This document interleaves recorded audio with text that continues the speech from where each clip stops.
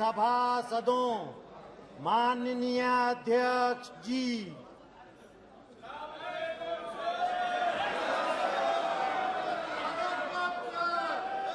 come. Question number 221, Sri Ramdas, please sit down.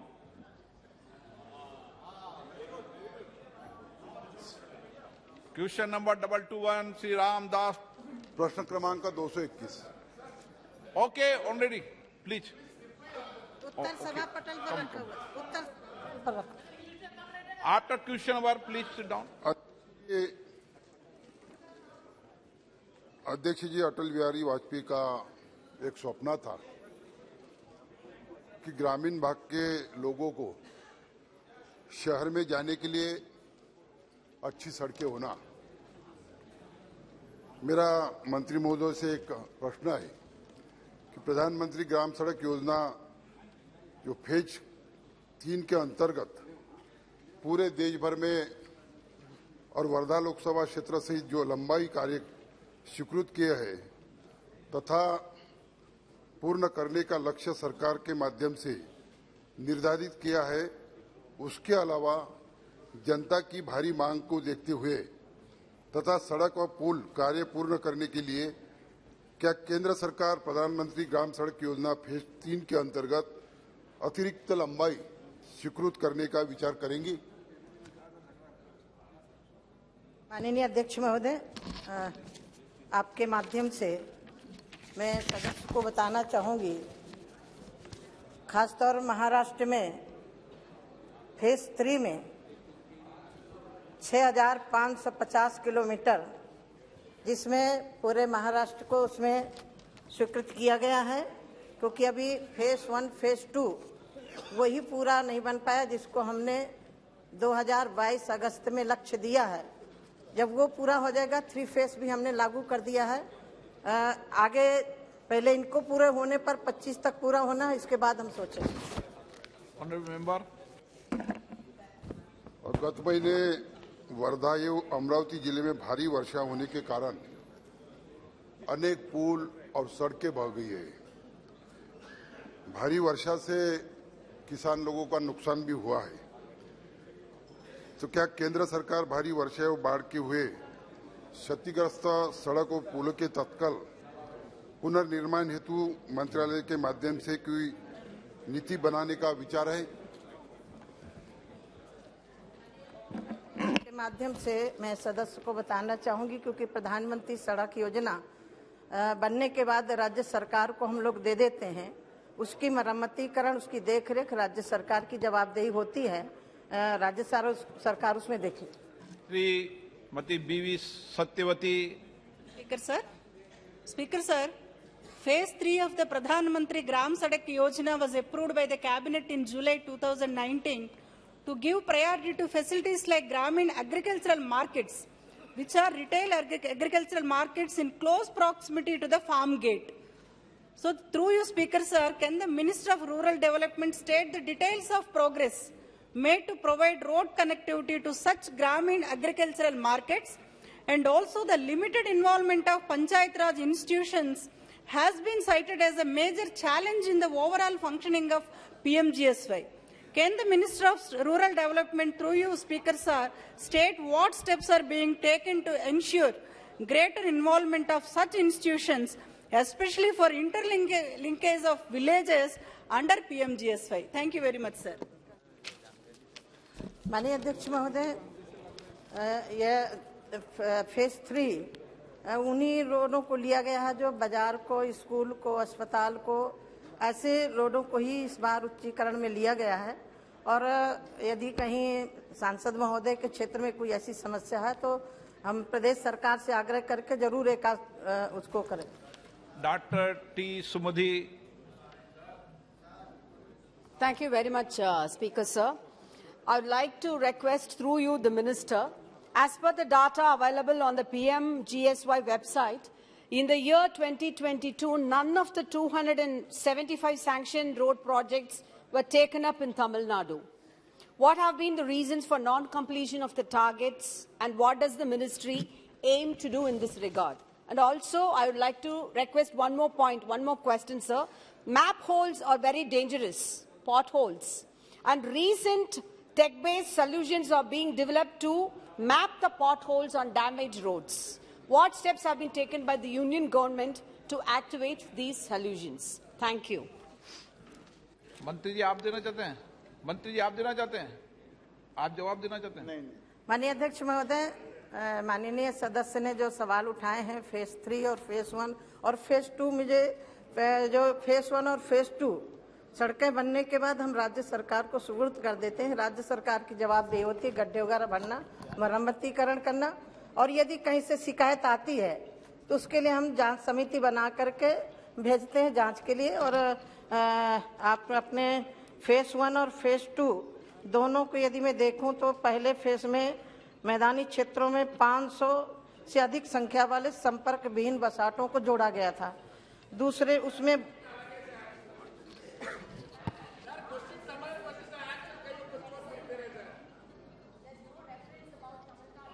Sites. That's what. Please kindly provide me the details even later. माननीय सदस्य महोदय को मैं यदि उनकी मांग है तो मैं लिख के पहुंचा दूंगी। Question number 222 Shri Jyotirmay Singh Mahato. Question number 222 सभा पटल पर है। एक बैठिए। इस विषय पर डिटेल में चर्चा पिछले सत्र के समय हो गई थी। कॉल अटेंशन पर डिटेल चर्चा पिछले सत्र में हो चुकी है इस विषय पर। धन्यवाद माननीय अध्यक्ष महोदय। मैं माननीय मंत्री जी से ये पूछना चाहता हूं कि पीएम दक्षता पोर्टल के माध्यम से अब तक पूर्णकालिक या आंशिक किसी भी तरीके से पिछले 3 वर्ष के दौरान मेरे लोकसभा क्षेत्र पुरुलिया और जंगल महल क्षेत्र के युवाओं के रोजगार प्रदान करते हेतु हमारी सरकार क्या कदम उठा रही है? पीएम दक्षा जो कौशलता एक हमारी योजना है, सामाजिक न्याय और अधिकारिता मंत्रालय 2020-21 में हमारे जितने अनुसूचित जाति, पिछड़े वर्ग और डिनोटिफाइड और जो हमारे सफाई कर्मचारी है उसी आश्रित लोगों को कौशल विकास के माध्यम से स्वरोजगार करने के लिए एक व्यवस्था 2020-21 में उसको लॉन्च किया गया है। इस योजना के अंतर्गत हमारे मंत्रालय द्वारा जो प्रशिक्षण लेना चाहते हैं उन लोगों को पोर्टल के माध्यम से वो ऑनलाइन उसको फिलअप कर सकते हैं। उसके हम लोग विभिन्न संस्था के द्वारा उनको ट्रेनिंग कराते हैं। उसको रोजगार की व्यवस्था और प्लेसमेंट भी हमारे डिपार्टमेंट की तरफ से हम करते हैं। राष्ट्रीय अनुसूचित जाति वित्त विकास निगम, राष्ट्रीय सफाई कर्मचारी वित्त विकास निगम एवं दूसरा जो हमारी पिछड़े वर्ग वित्त विकास निगम उसका काम देखते हैं। तो उसके हिसाब से हमारी जो माननीय सांसद महोदय बोला है उनका पुरुलिया एवं जंगल महल में अब तक जो कुल 2020-21 में हम लोगों ने 369 ऐसा प्रतिभागियों को हम लोगों ने एनरोलमेंट किया है और प्रशिक्षण भी दिया है। इसके अंदर 174 को 2020-21 में रोजगार का व्यवस्था किया है, प्लेसमेंट दिया है। 2021-22 में यहाँ पे 80 जो स्टूडेंट है वो प्रशिक्षण के लिए अप्लाई किया है। उसमें 40 लोगों को हम लोगों ने प्लेसमेंट का व्यवस्था किया है और 2022-23 में अभी तक 320 लोगों ने उसमें अप्लाई किया है। माननीय मंत्रीगणों से मैं आग्रह कर रहा हूं, जो आपने रिप्लाई में क्वेश्चन में रिप्लाई कर दिया उसको न पढ़े, जो माननीय सदस्य पूछे उसका जवाब दे दे, केवल उसको रिप्लाई को न पढ़े पुराना। माननीय सदस्य ओके। श्रीमती लाकेट चटर्जी। धन्यवाद speaker sir. Sir, the Ministry of Social Justice and Empowerment has launched the PM Dutch scheme to make skill development schemes accessible to the target groups of backward classes, SC and Safai Karmacharis. My question is whether the government has set any target to provide skill development to the target groups backward classes, scheduled castes and Safai Karmacharis for self-employment. If so, the detail thereof. The other steps taken by the government to make the skill development scheme to reach every marginalized persons of SC, OBC, EBC, DNT, sanitation workers in the country. The details of the outcome of above interventions with a particular reference to identified populations in West Bengal and the status of their progress. The manner in which the government is planning to develop the curriculum of the skill development training programs within the Yojana. Thank you. माननीय महोदय, इसी योजना के तहत हमारी 5 साल का कार्यक्रम तैयार है। 2020 से 21 से और 22 से लेके 2025 और 2026 तक 2,71,000 लोगों को प्रशिक्षित करने जाने के लिए हमारा व्यवस्था है। उसमें अनुमानित व्यय है 450 करोड़, तो उसका व्यवस्था है। अभी तक इसके लिए अनुसूचित जाति हो और पिछड़े वर्ग हो, आर्थिक रूप से पिछड़े वर्ग हो और डिन्यूटिफाइड जो घुमंत अर्धघुमंत जाति है, सबके लिए 2,71,000 लोगों को लक्ष्य प्रशिक्षण देने के लिए हम लोगों ने रखा है। उसके अलावा उसके पश्चिम बंगाल के संदर्भ में उन्होंने क्वेश्चन किया है। 2020-21 में हम लोगों ने 1,713 व्यक्तियों को इस योजना का अंतर्गत प्रशिक्षण प्रशिक्षण दिया गया है, जिसमें 679 व्यक्तियों को हम लोगों ने प्लेसमेंट का व्यवस्था किया है। 2021-22 में उसमें 3,347 व्यक्तियों को प्रशिक्षण का आरंभ किया गया है, जिसमें 674 व्यक्तियों को स्वरोजगार देने का काम हमारे डिपार्टमेंट की तरफ से किया गया है। श्री SS आलूवालिया जी। अध्यक्ष महोदय, ये PM दक्ष योजना हमारे जितने लोग जो प्रशिक्षित नहीं हैं उनके प्रशिक्षण के लिए ये दक्ष योजना शुरू की गई। मैं पश्चिम बंगाल से आता हूं। मेरी कॉन्स्टिट्यूएंसी बर्दवान और दुर्गापुर है। मुझे जवाब में देखकर दुख और तकलीफ हुई कि पूर्व बर्दवान, जहां पर SC 0, OBC 1, EBC 0 और सफाई कर्मचारी इंक्लूडिंग वेस्ट पिकर्स 0, पश्चिम बंगाल की निराशा के कारण पश्चिम बंगाल सरकार इसमें सहयोग नहीं कर रही। इसके कारण हमारा जिला जहां पर 000 है, ये देखकर काफी दुख हुआ। मेरा आपके माध्यम से मंत्री महोदया से प्रश्न है, क्या आप अपने मंत्रालय की बैठक में वहां के जिला अधिकारी को बुलाकर पूछने का कष्ट करेंगी कि ये योजना आपके जिले में क्यों शून्य है, क्यों नहीं लागू हुई? माननीय सदस्य महोदय को मैं अवगत कराती हूँ। जो हम लोग उसके लिए अवेयरनेस करने के लिए उसके लिए ऐड भी देते हैं, DMs लोगों को भी पत्र लिखते हैं, और पश्चिम बंगाल का संदर्भ में जो हम वहाँ के मिनिस्टर को भी 10-10 बार फोन करते तो फोन उठाते नहीं है, वैसा एक स्थिति है। और सबसे और भी है, ऐसा फोन उठाते नहीं है, और मैंने बहुत बार सुनी है उठाते नहीं है, और उसका जो सहायक है वो लोग मंत्री का फोन नंबर देने में भी डरता है, ऐसा एक स्थिति है। ऐसा मैं दीदी, मैं भी बंगाली हूँ, मैं चैलेंज करती हूँ, मैं बहुत बार फोन किया हूँ। उसके अलावा इसके अलावा सतत प्रयास है हमारी इस काम का। ऑनलाइन में आके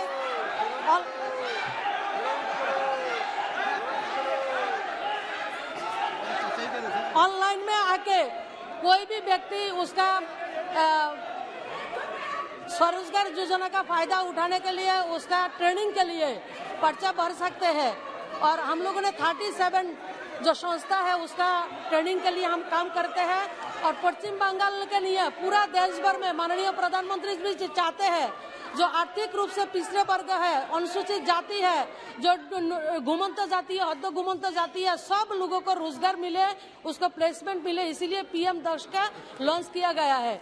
और इसीलिए मैं जितने भी सदन में हमारे माननीय सांसद है सबको मैं रिक्वेस्ट करूंगी अपने अपने क्षेत्रों में जागरूकता बढ़ाने के लिए उसका फायदा ज्यादातर लोगों को पहुंचे। माननीय प्रधानमंत्री जी का जो सपना है उसको पूरा करने के लिए हम सब लोग आगे आए तो उसका फायदा हम पहुंचा सकते हैं। रंजन चौधरी जी। यार ये तो बंगाल की संदर्भ में सवाल है, इसलिए मैं इच्छा जाता है हम पूछने के लिए। बात यह कि मेरा डिस्ट्रिक्ट का नाम है मुर्शिदाबाद। ये मुर्शिदाबाद डिस्ट्रिक्ट एक एस्पिरेशनल डिस्ट्रिक्ट के हैसियत से माना जाता है और ये मुर्शिदाबाद की आबादी 80 लाख से ज्यादा है, लेकिन यहाँ कोई नाम नहीं है मुर्शिदाबाद की। जैसे आलूवालिया जी से बोल रहे थे, हमारे ये मुर्शिदाबाद डिस्ट्रिक्ट में कोई नाम नहीं है। आपने जो कही रहे मैडम उसमें हम भी परेशान हैं, क्योंकि फोन नहीं उठाना, बात नहीं करना, ये आदत बन गए हैं। लेकिन आपकी तरफ से इस विषय पे कौन सा कार्रवाई किए जा रहे हैं मुझे जानना चाहिए, क्योंकि मेरा डिस्ट्रिक्ट एक गरीब डिस्ट्रिक्ट है, एस्पिरेशनल डिस्ट्रिक्ट में इनका गिनती किए जाते हैं, इसलिए मुर्शिदाबाद डिस्ट्रिक्ट में थोड़ा ध्यान दिया करो।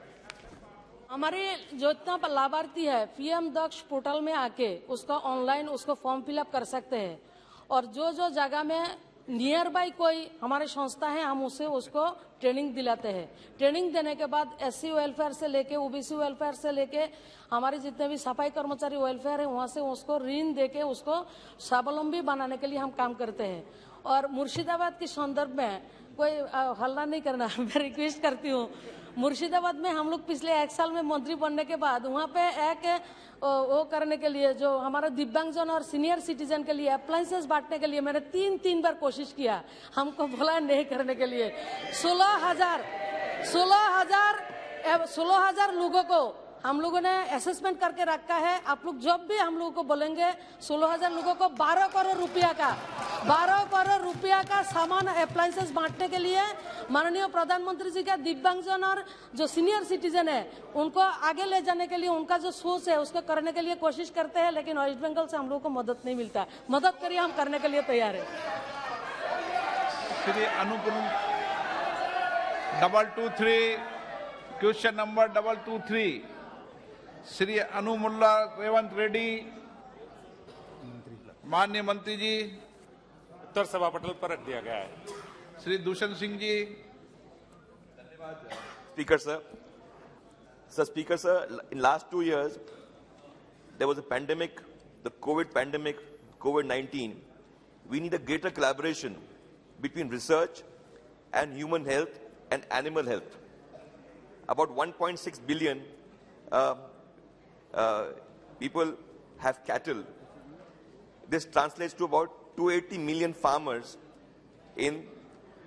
which are having about 116 billion in the dairy industry. Sir, my question to the minister is, has the government created a successful animal pandemic preparedness model, a seamless coordination by which increased investment of economic resilience and the government की एक policy है One Health Unit जो gate foundation के द्वारा की गई है, क्या सरकार ये कोई मैकेनिज्म क्रिएट कर रही है to seamless exchange through the national digital livestock mission?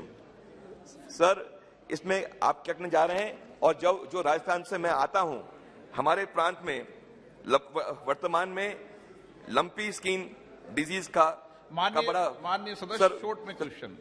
Sir 1 minute sir, जो लंपी स्किन डिजीज का हो रहा है, माननीय मुख्यमंत्री जी के क्षेत्र में ये पूरी डिजीज हो चुकी है और मैं आपसे पूछना चाहता हूं कि जो आगे जो बीमारी हमारे जो एनिमल से जो ह्यूमन को आती है उसको बचाने के लिए उनके सही तरह से वैक्सीन देने के लिए और वर्तमान राजस्थान सरकार में जो लाइव स्टॉक बढ़ रही है उसके लिए आप क्या करने जा रहे हैं? अध्यक्ष जी, सवाल तो खैर दूसरा है लेकिन मैं जवाब दूंगा। बिल्कुल। ये गेट फाउंडेशन के साथ एक प्रोग्राम चल रहा है, पायलट प्रोजेक्ट के तौर पर उत्तराखंड में भारत सरकार के द्वारा शुरू किया गया है, हेल्थ मिनिस्ट्री और एनिमल हस्बेंड्री मिनिस्ट्री के सहयोग के साथ। और जो इनका लंपी स्किन के बारे में सवाल है, ये गुजरात और राजस्थान में बीमारी इस समय फैली हुई है और हमारी टीम आज राजस्थान में है। पिछले हफ्ते भी टीम गई थी, आज भी आई हुई है। भोपाल में हमारी एक लेबोरेटरी है और सेंट्रल गवर्नमेंट की टीम इस समय राजस्थान में है। राजस्थान सरकार की तरफ से एस्केड में हम मदद करते हैं, 60% भारत सरकार देगी, 40% प्रदेश सरकार। अगर वैक्सीनेशन की शुरुआत की जाती है तो गोट पॉक्स वैक्सीन इस का वैक्सीनेशन होगा इसमें, लेकिन अभी तक प्रदेश सरकार की तरफ से कोई प्रपोजल आज तक नहीं आया है। हम लगातार टच में है, जैसे ही प्रपोजल आएगा भारत सरकार की तरफ से धन उपलब्ध कराया जाएगा और वैक्सीनेशन इसमें किया जाएगा। राम शिरो मणि वर्मा। अध्यक्ष जी बहुत बहुत धन्यवाद। क्या माननीय मंत्री जी सदन को बताएंगे कि उत्तर प्रदेश में मत्स्य पालन और डेयरी फार्म में सरकार द्वारा पहले दिए जाने वाली सब्सिडी को बढ़ाने पर सरकार विचार कर रही है या सब्सिडी बढ़ाने का कोई प्रस्ताव है या नहीं? फिशरी डिपार्टमेंट का सवाल है, लेकिन हमारी ज्यादातर जो सब्सिडी की स्कीम है वो फार्मर ओरिएंटेड है कि फिशरी फार्मर अप्लाई करते हैं, केंद्र सरकार प्रदेश सरकार के सहयोग से मिलकर उसमें सब्सिडी। अलग से टारगेट प्रदेश के नहीं है, ज्यादातर टारगेट अगर बेनिफिशियरी ओरिएंटेड स्कीम्स हैं इसमें। श्रीमती महुआ मित्रा। Thank you, Honourable Speaker, sir. Sir, with your permission, I'd like to ask the Honourable Minister, in the case of animal husbandry and dairy farming, as you know, most of India is not organized dairy farming. It is individual farmers who are keeping the cow. Now, after 12 years of age, a milk cow does not produce any more milk, but it costs 500 rupees a day or more in fodder to keep that cow. Now, when you see poor farmers, there is no public, not like Australia, there is public land for grazing. So the cattle cannot graze, there is nothing to graze, plus it costs 500 rupees a day. So individual farmers are not being able to feed the cows. And is there any kind of sustained program on a pan-India basis by which individual farmers after 12 years of age can give help to fodder? Thank you, sir. आपका सवाल बिल्कुल ठीक है और ये समस्या है, इसमें भी कोई शक नहीं है, लेकिन इस समस्या का जो समाधान है, चूंकि स्टेट सब्जेक्ट है, ये हमारे जुरिडिक्शन में नहीं आता। ये पश्चिम बंगाल सरकार गौशाला खोल सकती है, कोई भी प्रदेश सरकार गौशाला खोल के उसमें रखे, ये आपके अधिकार क्षेत्र में, हमारे अधिकार क्षेत्र में नहीं है। उत्तर प्रदेश ने खोला है। क्वेश्चन नंबर कई प्रदेश सरकारों ने खोले भी हैं। क्वेश्चन नंबर 224 हाजी फजलुर रहमान। हाजी फजलुर रहमान जी। माननीय मंत्री जी, उत्तर सभा पटल पर रख दिया गया। क्वेश्चन नंबर 226 भी क्लब किया जाता है। Shri VK. Shri Kandan.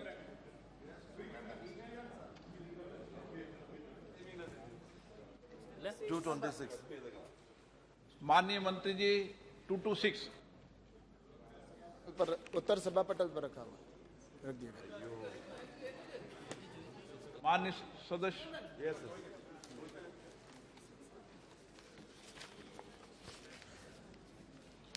The serious issues farmers in Kerala are facing are that their produce getting damaged due to untimely rain on the field itself. And due to lack of a timely procurement, the wild animals are also damaging standing crops. Therefore, I would like to know from the Honourable Minister whether the government has any plan to save the farmers of Kerala from these menaces by coordinating with all concerned. माननीय अध्यक्ष महोदय जी, केरल के अंदर और अन्य प्रदेशों के अंदर जैसा कि जहां समस्या है उसके समाधान के लिए लगातार भारत सरकार की ओर से प्रयास किया जाता है और कृषि वैसे राज्य का विषय है और राज्य सरकार से जो भी प्रपोजल इस विषय पर आते हैं तो भारत सरकार इस पर निश्चित रूप से विचार करती है। Sir, supplementary. The farmers have been demanding a legal guarantee for minimum support price for their produce, and it was assured to them also by the government. Therefore, I would like to know from the Honourable Minister whether the government has taken any decision in this regard. माननीय अध्यक्ष जी, MSP Bharat सरकार ने जैसा कि लागत से 1.5 गुना करने का निर्णय लिया था और उसके बाद में लगातार किसानों की एमएसपी पर खरीद हो रही है और निश्चित रूप से प्रतिवर्ष एमएसपी की खरीद है वो बढ़ती जा रही है। और रही बात इन्होंने जो विषय रखा है कि एमएसपी की जो आगे के विषय को लेकर और जिस तरह से उसके लिए एक कमेटी का गठन किया गया है, जिसमें राज्य सरकार के अधिकारी हैं, केंद्र सरकार के भी अधिकारी हैं और एग्रीकल्चर के एक्सपर्टीज भी हैं और इसके साथ ही किसान प्रतिनिधि भी इसके अंदर शामिल है और वो आने वाले समय के अंदर एमएसपी के अंदर किस तरह से सुधार हो और इसके साथ ही प्राकृतिक खेती और इंटीग्रेटेड फार्मिंग को लेकर और किस तरह से फसल विविधीकरण के ऊपर जाकर हम इन विषयों के ऊपर ये कमेटी निर्णय करेगी। तो मुझे लगता है कि ये कमेटी इसको जो है गठित कर दी गई है, जो आगे जाकर इस पर आगे अन्य इन विषयों के ऊपर काम करेगी। श्री वीएन बोरल कुंटा।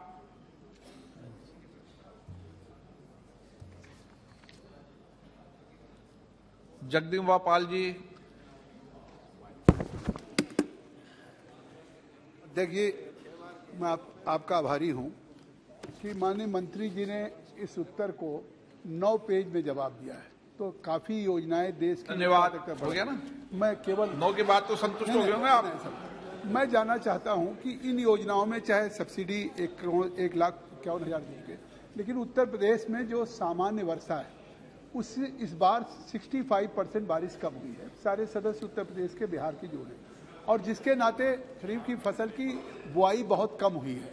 मैं आपके माध्यम से मांग करना चाहता हूं कि पूरे प्रदेश में भयंकर सूखा पड़ने के कारण क्या एक केंद्रीय अध्ययन दल भेजने की कृपा करेंगे, जिससे प्रदेश के किसानों की इस बार जो बुआई और उत्पादकता प्रभावित होने जा रही है उसका अध्ययन करके उनको मुआवजा दिया जा सके। माननीय अध्यक्ष जी, मैं आपके माध्यम से माननीय सदस्य जी को बताना चाहूँगा कि इन्होंने जैसा कि बरसात कम का जिक्र किया है, तो कुछ डिस्ट्रिक्ट के अंदर बरसात जो होनी चाहिए उससे कम हुई है और कुछ डिस्ट्रिक्टों में अच्छी बारिश हुई है। लेकिन जैसा कि इन्होंने कहा है कि किसानों को जो उसका नुकसान होगा तो उसके मुआवजे की बात की है, तो मुआवजे को लेकर स्टेट डिजास्टर फंड है, उसके माध्यम से किसानों को स्टेट अपनी ओर से वहां पर जो, क्योंकि केंद्र सरकार का वो फंड है वो पहले से ही प्रतिवर्ष स्टेट को दे दिया जाता है, तो स्टेट डिजास्टर फंड से वो उसका उपयोग कर सकते हैं और उससे अधिक अगर उनका होता है तो उसके लिए राज्य सरकार अगर भारत सरकार को भेजेगी तो उसके ऊपर नेशनल डिजास्टर फंड है, उसके माध्यम से सरकार का प्रावधान है और राज्य सरकार से अगर इसके ऊपर प्रपोजल आएगा तो भारत सरकार है उसके ऊपर निश्चित रूप से तैयार है, क्योंकि किसानों के साथ मोदी जी की सरकार है वो हमेशा खड़ी रही है। धन्यवाद अध्यक्ष महोदय जी। आपके माध्यम से मैं माननीय मंत्री से पूछना चाहती हूँ, भिंड जिले के लिए दूसरा कृषि विज्ञान केंद्र के लिए प्रदेश सरकार ने पूरी प्रक्रिया केंद्र को भेज दी है और केंद्र सरकार ने भी पूरी प्रक्रिया पूर्ण कर ली है। मैं माननीय मंत्री से आग्रह करती हूं कि भिंड जिले में नया कृषि विज्ञान केंद्र जिले में ही खोला जाए। एक है, माननीय मंत्री से मेरी चर्चा हुई थी, अभी वर्तमान में लाहार में है, जो कि भिंड से लाहार की दूरी 60 किलोमीटर है और वहाँ जो भिंड जिला है वहाँ 4 विधानसभा 30 किलोमीटर के दायरे में आती हैं, अटेर, मेहगांव, गोहद और भिंड। वहाँ के किसान कृषि की जितनी भी योजना है उनसे वंचित रह जाते हैं, इसलिए मैं माननीय मंत्री महोदय से निवेदन करूंगी कि जल्द से जल्द कृषि भिंड में नया कृषि विज्ञान केंद्र खोलने की अनुमति दी जाए। माननीय अध्यक्ष महोदय जी, एग्जामिन करा लेना। मैं आपके माध्यम से माननीय सदस्य जी को कहना चाहूंगा कि कृषि विज्ञान केंद्र के प्रति लोगों का जागरूकता और उनके प्रति विश्वास बढ़ा है और इस वजह से माननीय सदस्य ने इस विषय को रखा है और लगभग हमने इसमें प्रत्येक डिस्ट्रिक्ट के अंदर कृषि विज्ञान केंद्र खोला गया है और इनके डिस्ट्रिक्ट के अंदर एक कृषि विज्ञान केंद्र पहले से है, लेकिन उसके बावजूद भी मैं ये कहना चाहता हूं कि गुण अवगुण के आधार पर, जैसा कि क्योंकि इसके अंदर क्षेत्रफल को देखा जाता है और जनसंख्या को आधार मानकर देखा जाता है, तो निश्चित रूप से मैं कहना चाहता हूं कि आपके डिस्ट्रिक्ट में एक है और दूसरा जो आपका प्रपोजल आया है, तो प्रपोजल आया तो उसके ऊपर निश्चित रूप से देखकर आगे इसके ऊपर क्या विचार हो सकता है, क्योंकि गुण देखना उसके अंदर जरूरी होता है। सुदीप बंदोपाध्याय जी। Sir, I will concentrate my question on 2 to 6. There is question of food crisis, food grains. I asked yesterday Nirmala Sitharaman also, but it was not responded. Still in India, we have crisis and we have to import edible oil and pulses. And it is a continuous problem we are facing since many years. whether government can assure the House that how long we have to import edible oil, pulses, which are essential food, which are essential items, for how many long days we have to pass through this way. माननीय अध्यक्ष महोदय जी, खाद्यान्न के अंदर हमारा देश surplus है और जैसा कि आंकड़ों के अंदर भी दर्शाया गया है, और मुझे बताना है कि जैसा कि अगर राइस की बात करें तो राइस के अंदर जो नॉर्म्स है उसके अनुसार 135 ये लाख करोड़ टन होना चाहिए, उसकी जगह पर 317 करोड़ टन हमारे पास में अवेलेबल है। वहीं पर हाँ, मैं आता हूँ तिलहन और दलहन पे भी आता हूँ, और इसी तरह से आज राइस के अंदर भी हम सरप्लस हैं, और साथ ही जैसा कि तिलहन और दलहन की बात की है तो दलहन के अंदर ये निश्चित रूप से मैं कह सकता हूँ कि पहले इसकी ये बहुत कमी थी, लेकिन लगातार प्रयास करने की वजह से आज देश भर में दलहन के अंदर लगभग 10% है, वो जो है कम है। लेकिन इसके लिए जैसा कि किसानों को एमएसपी भी निर्धारित की गई है कि किसानों के उस पर एमएसपी के वजह से आज उससे ऊपर ही किसानों की रेट है, तो किसान को उसकी रेट भी मिल रही है। और रही बात इंपोर्ट की, तो इंपोर्ट के अंदर किसानों के हित का विशेष ध्यान रखा जाता है और आवश्यकता के अनुसार इंपोर्ट करना होता है तो एक सीमा निर्धारित करके और उसके बाद में ही इंपोर्ट की स्वीकृति दी जाती है। तो मुझे लगता है कि इसके अंदर इंपोर्ट भी लगातार, एक्सपोर्ट भी बढ़ रहा है हमारा। एग्रीकल्चर के अंदर लगातार आज 50 मिलियन टन हमारा 50 मिलियन यूएस डॉलर है जो एक्सपोर्ट हुआ है, तो एक्सपोर्ट भी बढ़ा है। और कुछ जैसा कि तिलहन के अंदर हमने तिलहन का ऑयल पाम मिशन मैंने आपको कहा कि नेशनल फूड सिक्योरिटी मिशन के तहत ऑयल पाम मिशन भी हमने प्रारंभ किया है। हमें आने वाले वक्त के अंदर किसानों के यहाँ पर जो देश के अंदर तेल की कमी है, क्योंकि तेल के अंदर हम आत्मनिर्भर नहीं अभी, तो उसके लिए हमने मिशन के तौर पर प्रारंभ किया है। और जो ऑयल पाम मिशन है उस मिशन के अंदर हमने कुछ राज्यों को चिन्हित किया है और वहां पर इस मिशन को प्रारंभ किया है। और आने वाले वक्त में हमने एक टारगेट भी तय किया कि उस समय तक हम तिलहन के अंदर भी आत्मनिर्भर हो, और इस दिशा के अंदर निश्चित रूप से काम किया जा रहा है। और मैं पूरे देश से ये कहना चाहता हूं कि आने वाले वक्त के अंदर तिलहन और दलहन के अंदर हम निश्चित रूप से आत्मनिर्भर के एकदम पास हैं। और तिलहन के अंदर भी हम आने वाले वक्त के अंदर जो एक ऑयल पाम मिशन प्रारंभ किया है जिसके अंदर 11,000 करोड़ से अधिक की रकम भी हमने उसके वहां पर दी है। किसानों को वहां पर अगर फूड उसके लिए प्रोसेसिंग यूनिट की भी कोई वहां लगाते हैं तो उनके लिए भी सब्सिडी का प्रावधान किया ताकि किसान अपना प्रोडक्शन भी तैयार करे और वहां पर ऑयलिंग के लिए अगर उसकी आवश्यकता हो तो किसान को उसकी भी मार्केटिंग करने की भी कोई प्रॉब्लम नहीं है। इस दिशा के अंदर भी भारत सरकार लगातार प्रयास कर रही है। Question 225 doctor Sukanta Majumdar. Question number 225 माननीय मंत्री जी। महोदय उत्तर सभा पटल पर। सर धन्यवाद अध्यक्ष जी। राष्ट्रीय युवा नीति 2014 में बनी थी और उसके बाद इतने वर्षों के अंतराल के बाद युवा नीति बनाई जा रही है, वो भी अभी ड्राफ्ट स्टेज में है। तो मैं मंत्री जी से जानना चाहता हूं कि जब युवाओं को बदलते वैश्विक परिवेश में नई नई चुनौतियों का सामना करना पड़ रहा है, क्या भारत सरकार यूथ पॉलिसी को रेगुलर बेसिस में कुछ समय के अंतराल इसको रिव्यू कराते रहेगी? महोदय, नेशनल युवा पॉलिसी जो है, नई जो यूथ पॉलिसी है, ये अभी भी ड्राफ्ट स्टेज में है। लेकिन अगले 10 साल जो है, 10 साल में युवा की भविष्य, भारत की जो न्यू जनरेशन है उसका भविष्य को मद्देनजर रखते हुए कई जो विषय है, कई विषय को इसमें समाहित किया गया है महोदय। इसमें युवाओं की रोजगार, शिक्षा और इसके साथ साथ यंग लीडरशिप, चाहे वो स्पोर्ट्स सेक्टर हो या फिर सामाजिक न्याय विचार की अगर ऑब्जेक्टिव हो, इसको भी बहुत माइन्यूटली देखा गया है और इसको भी चिन्हित किया गया है महोदय। और इसके साथ साथ महोदय ड्राफ्ट पॉलिसी में सिस्टमेटिक ढंग से मॉनिटरिंग और एवोल्यूशन की जो प्रावधान है वो भी रखा गया है। लगभग ये करीब करीब 1000 से भी ज्यादा जो सुझाव है वो पब्लिक डोमेन में आया है। सभी सुझाव को भी लिया गया है और भारत एक विश्व की सबसे बड़े युवा आबादी वाली देश है, तो इसमें ऐसी युवा पॉलिसी हम लोग पॉलिसी के लिए सोच रहे हैं और ड्राफ्ट किया है जो विश्व स्तरीय हो, विश्व में भी सबसे अच्छा और बेहतरीन हो। माननीय मेंबर, ऑनरेबल मेंबर, जैसे मंत्री जी ने बताया कि राष्ट्रीय युवा नीति अभी भी ड्राफ्ट स्टेज में है, तो मैं फिलहाल मंत्री जी से जानना चाहता हूं कि पश्चिम बंगाल, विशेषकर मेरे जो संसदीय क्षेत्र है बालूरघाट, जो एक एस्पिरेशनल डिस्ट्रिक्ट है, तो इसमें युवा नीति में, नए युवा नीति जो आने वाला है, इसमें मंत्री महोदय ने या सरकार ने क्या प्रावधान किया है? महोदय, पहले तो मैं ये कहना चाहूंगा कि जिस तरह से युवाओं ने, विशेष रूप से NYKS और NSS के वॉलंटियर्स ने पिछले विपरीत परिस्थितियों में, चाहे वो कोविड की सिचुएशन हो या फिर कहीं भी विपरीत परिस्थिति में बढ़ चढ़ कर काम किया और फ्रंटलाइन वॉरियर की तरह भी काम किया।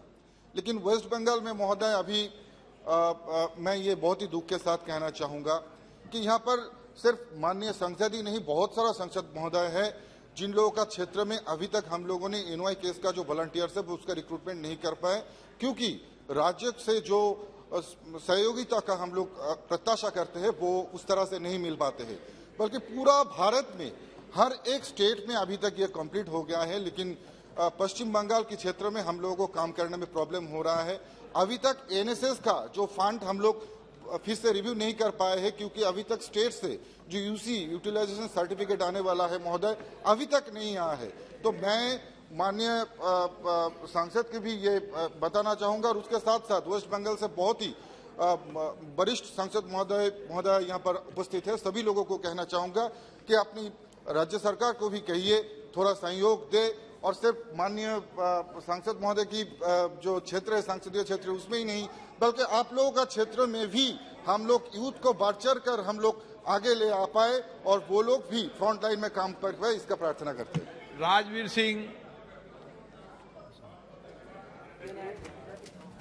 मैं आपके माध्यम से माननीय मंत्री जानना चाहता हूं कि युवा कल्याण विभाग युवाओं के विकास और सशक्तिकरण के लिए अपनी स्कीमों, कार्यक्रमों को सीधे कार्यान्वित करने के अलावा मौजूदा राष्ट्रीय युवा नीति 2014 के कार्यान्वयन के समन्वय के रूप में सहायक की भूमिका निभा रहा है।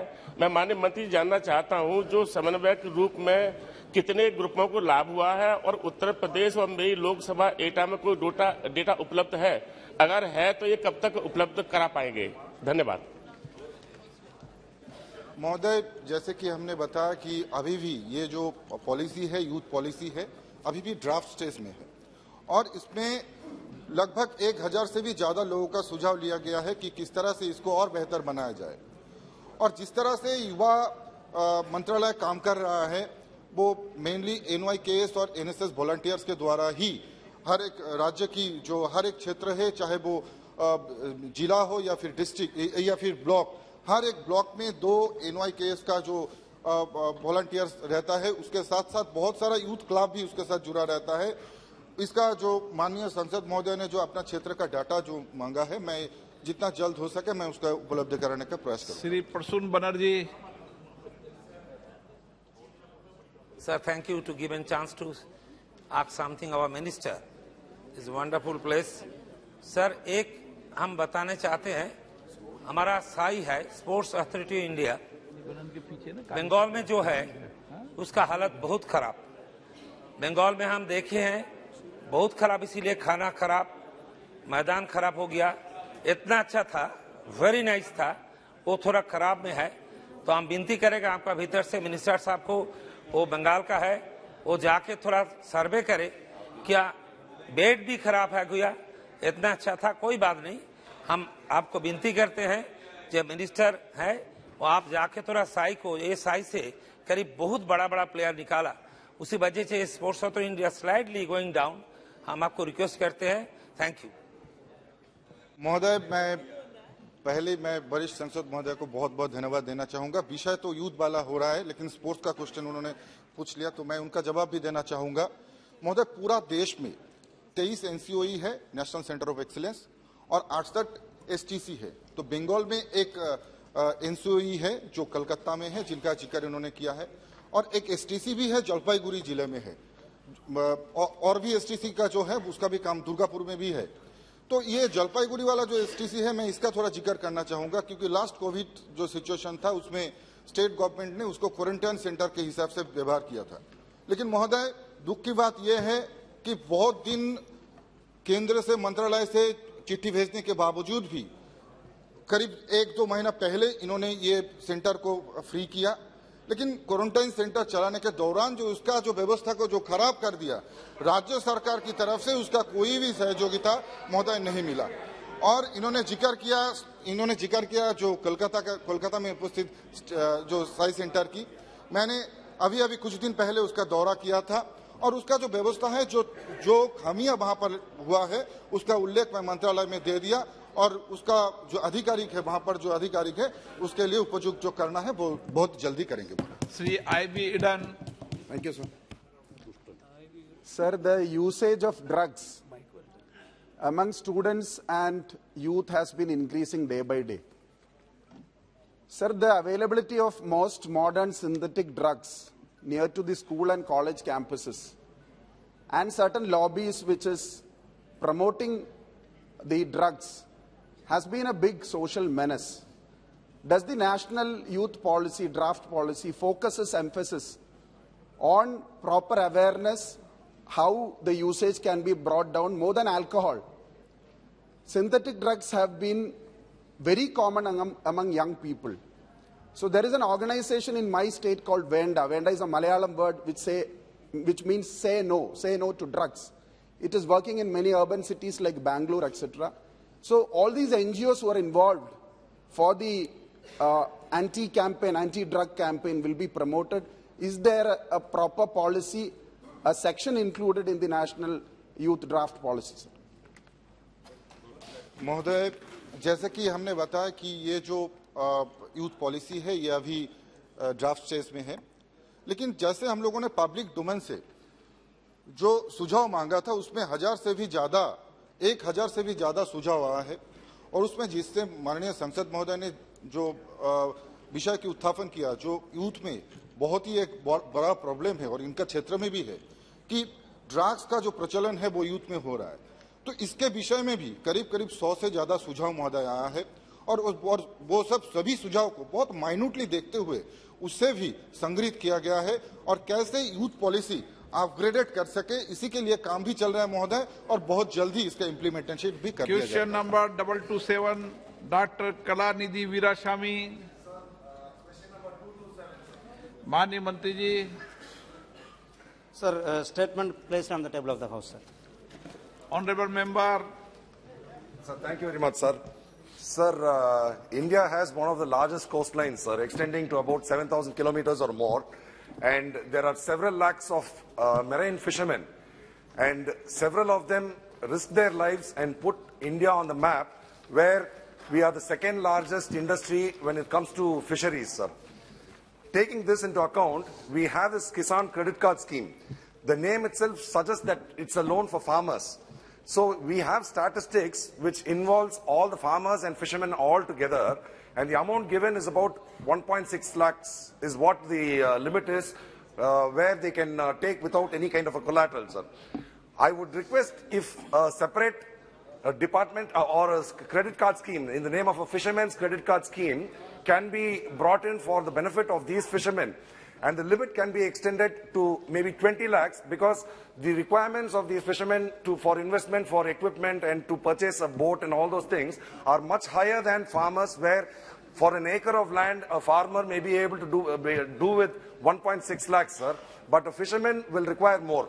And my constituency of North Chennai is a coastal constituency, and throughout the southern states we have several lakhs of fishermen, and I would request the minister if this can be considered, sir. Thank you very much. Respected Speaker, sir, through you, I have to convey to Honourable Member, his concern is about that Kisan credit card limit. Sir, 2019, our government is enhanced the credit card limit without guarantee 1 lakh to 1.6 lakhs. So this is for the only Kisan credit card for the animal husbandry and fisheries, those who involved in this. Sir, our government schemes, PMMSY, sir, Prime Minister Matsya Sammada Yojana, sir. Sir, my friend member knows that how the election manifesto is important, sir. Sir, we told our government, we told to the nation, after the formation of the new government, 10,000 crore invested in the sector of the PMMSY, sir. Apart from that, we told the nation to 10,000 crore, but our Prime Minister Sri Narendra Modi ji is increased double 20,000 crore investment in this sector, sir. Sir, our friend MP knows that, sir. Sir, I want to mention Tirukural, sir. Solludal yarkum eliya ariyavam solliya vannam seyal, sir. Sir, what we told to the nation, we committed and we did, sir. Sir, I am coming to the question, sir. Sir, some political party, they came forward. They gave a manifesto. We give 1,000 rupees to the my mothers and sisters. They are not yet come forward, sir. See the question I am coming. 20,000 crore is subsidy. We are giving subsidy for the fishermen, sir. Sir, 20,000 crore, the PMMSY is for development of the fisheries. That 60% subsidy, sir, the fisherman can avail the facilities, and also, sir, the traditional fishermen, they want to convert them boat station, they want to go to the high sea, they can avail 60%, 1 crore, 30 lakhs worth, 60% subsidy is there, sir. Apart from, sir, Tamil Nadu, my member, Unka constituency, sir, the fishing harbour, sir, fishing harbour is there, the Kasimedu fishing harbour. Kasimedu fishing harbour is our central government project. That Kasimedu fishing harbour almost 97 crores invested in that. Is a whole central government project, sir. Under Sagarmala and Fishery Development Department, we modernizing fishing harbour. That members constituency, sir. The PMMSY is emphasized with the fish farmers and fishermen, those to avail the facilities, sir. Mr. Balu, yes. क्या question है आपका? Not the question, sir. I have already intervened for the sake of making the house in order. See, actually, yes, raised a point. I have raised a point of order because the minister has said that yes, some party has made 1,000 rupees per person. He is mentioning my state only. He is playing politics. He is playing politics. Our manifesto says for 5 years. Each and every manifesto says 5 years. For the past 8 years, what they have said in their election manifesto 2014. उन्होंने राज्य का नाम लिया. Please बैठिए. Sir, बैठिए. Please. एक minute बैठिए. एक minute. Honorable member, please. Honorable member, please. Honorable member, please. मुझे नहीं लगता कि उन्होंने कोई राज्य का नाम लिया हो, लेकिन आपको डाउट हो रहा कि आपने ऐसा किया हो तो अलग बात है, बाकी राज्य का नाम लिया नहीं मुझे.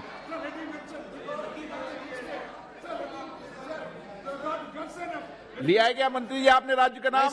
नहीं sir, I didn't mention any party name. Thank you. Okay. Question number 2.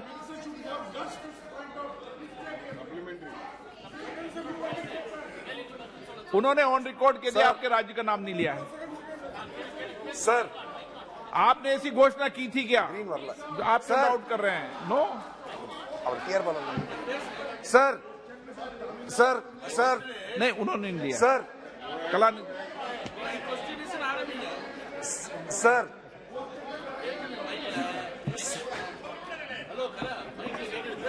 sir, I think the honorable minister is confused about what I am asking, and I am also not able to recognize him because of his tonsure. I am not able to even understand that was the minister. I am sorry for that, sir. But my question was totally irrelevant to what the reply you had given is totally irrelevant, sir. My question was the Kisan credit card scheme, I am asking in support of these fishermen, you create a separate department, and there are several crores of farmers in this country, sir. I have absolutely no, their welfare is of paramount importance to everyone. But what I am trying to say is, farmers' requirements are much lesser than that of a fisherman. Sir, 1 minute, sir. 1 minute, I'll just finish it off. I am asking if a farmer's credit card scheme can be brought in where each fisherman's credit card scheme, where each fisherman will be given a loan of 20 lakhs because the investment required by them is much huge, sir. We have a huge coastline of 70,000 kilometers and more. So I would request if we can create something like that to benefit the fishermen, sir. Sir, I clearly told, sir, there is limit for the fisherman, sir. That now, as per the circular for the Reserve Bank, 1 lakh to 1.6 lakhs we are giving, sir. Sir, apart from, sir, Mudra loan is applicable to them, sir, all fishermen. There is no collateral, sir. And Kisan credit card limit also, see, it is for without guarantee, sir. If they, for example, some boat is there, he can take on the name of the boat, he can take whatever 10 lakhs or 20 lakhs, whatever the credit limit or whatever the eligibility to the fisherman, they can get avail loan from the bank, sir. There is no limit, sir. Kripanath Malla.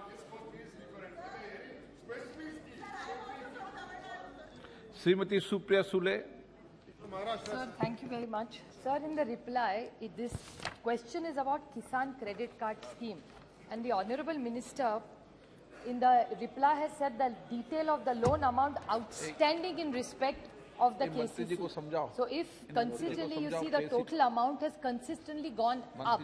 So is there a scheme where your government will be large-hearted and you will completely write this off? हर किसान का कर्जा आप KCC का माफ करेंगे, हाँ या ना? अब बिग बिजनेसेस को हेल्प कर चुके हैं, अच्छी बात है. किसान का कर्जा आप माफ करेंगे क्या? हाँ या ना में जवाब दीजिए. Thank you.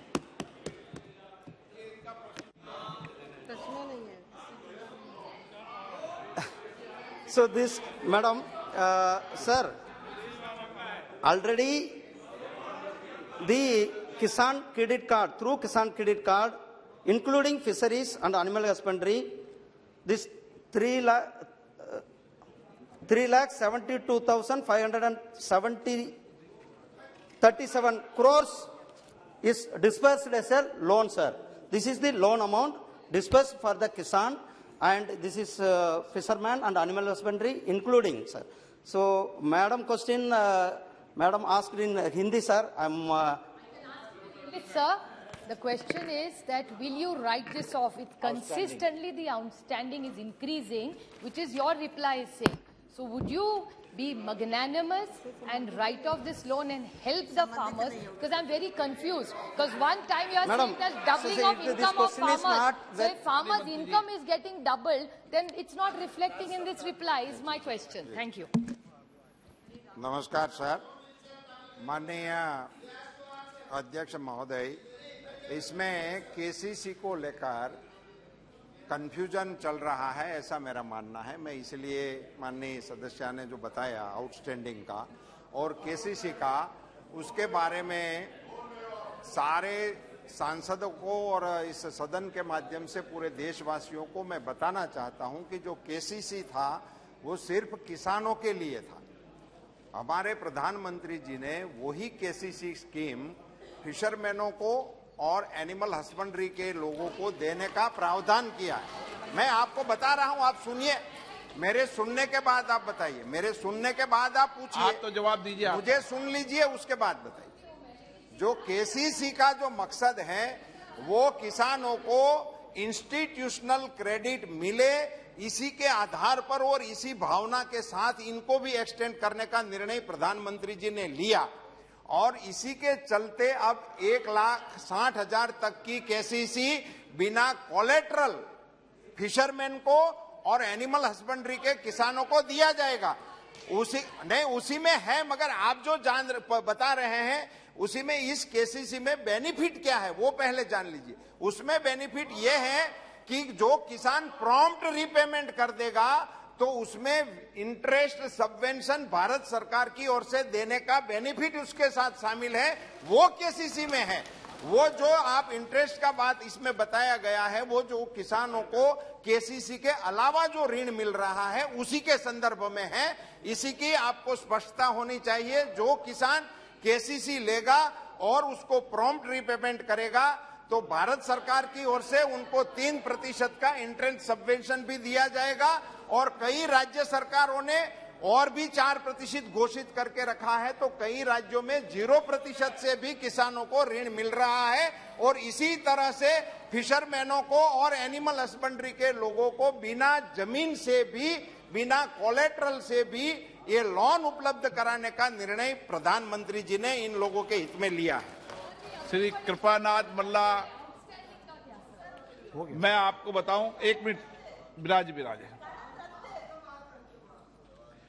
एक बात मैं आपको क्लियर कर दूं, कभी भी किसान क्रेडिट कार्ड का कोई लोन कोई भी माफ नहीं होता है, कभी नहीं होता है। मैं बता दूं जितनी मेरी जानकारी में है। हाँ,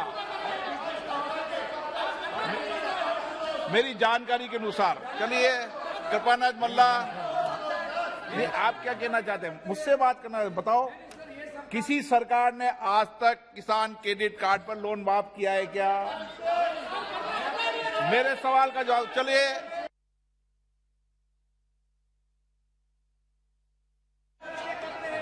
क्वेश्चन नंबर 228।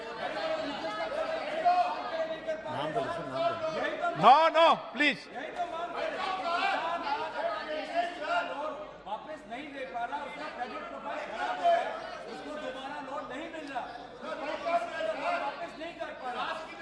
माननीय मंत्री जी कुछ जवाब देना चाहते हैं? आप कुछ जवाब देना चाहते हैं इसमें?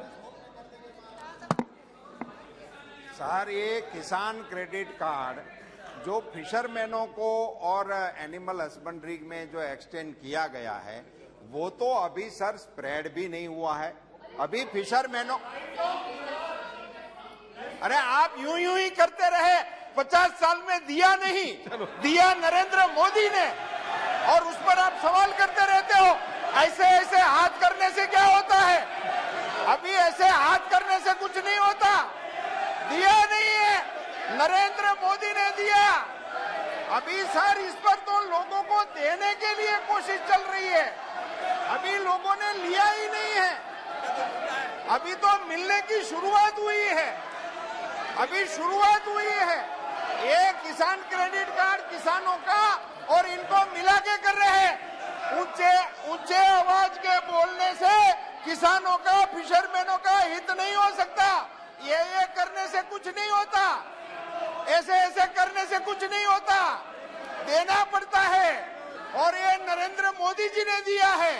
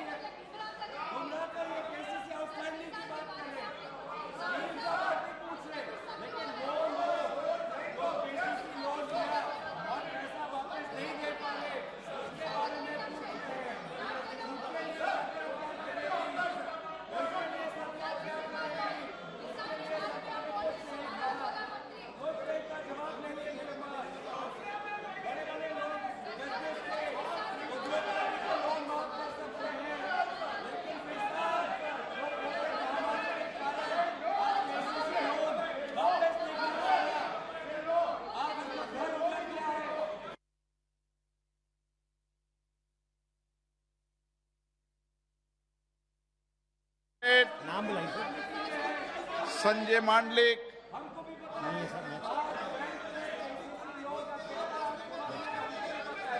मंत्री जी।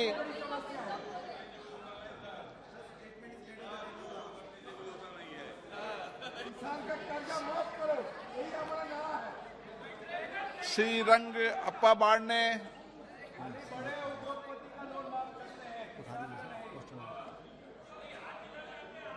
प्रश्नकाल समाप्त। पर माननीय सदस्य, मैं माननीय सदस्यों से भी, सत्ता पक्ष के माननीय सभी सदस्यों से भी यह आग्रह करता हूं, प्लीज एक मिनट, यह आग्रह करता हूं कि आप सब वरिष्ठ सदस्य हैं और वरिष्ठ सदस्य होने के नाते मेरा आपसे आग्रह है कि कभी भी आप न तो प्रतिपक्ष न सत्ता पक्ष, आप एक दूसरों को संबोधित कर बात न करें, चेयर को संबोधित करें। तो शायद यही परंपरा है, यही परंपरा है ना। तो इस परंपरा को पालन करने का आपसे आग्रह कर सकता हूं, मैं निवेदन कर सकता हूं। मुझे आशा है कि आप इसको, चाहे सत्ता पक्ष हो चाहे प्रतिपक्ष, सभी सदन, हाँ मैंने सबको बोला है, सभी को बोला, सभी को बोला है, सब एक मिनट सुधीर बंदोपाध्याय जी, सबको बोला है। आपको मैंने सबको ही एक साथ सदन को आग्रह किया है, किसी को इंडिकेशन नहीं है, पूरे सदन को आग्रह किया। और मेरी शायद मेरे जो यहाँ की परंपरा है, परपाटी हैं, नियम प्रक्रिया, उसके अनुसार आपको मैंने आग्रह किया है। प्रश्नकाल समाप्त। सभा पटल पर रखे जाने वाले पत्र, आइटम नंबर 2 श्री कृष्णपाल जी। आदरणीय अध्यक्ष महोदय, आपकी अनुमति से मैं आज की पुनर्स्थित कार्यसूची में क्रम संख्या 2 पर अपने नाम के समय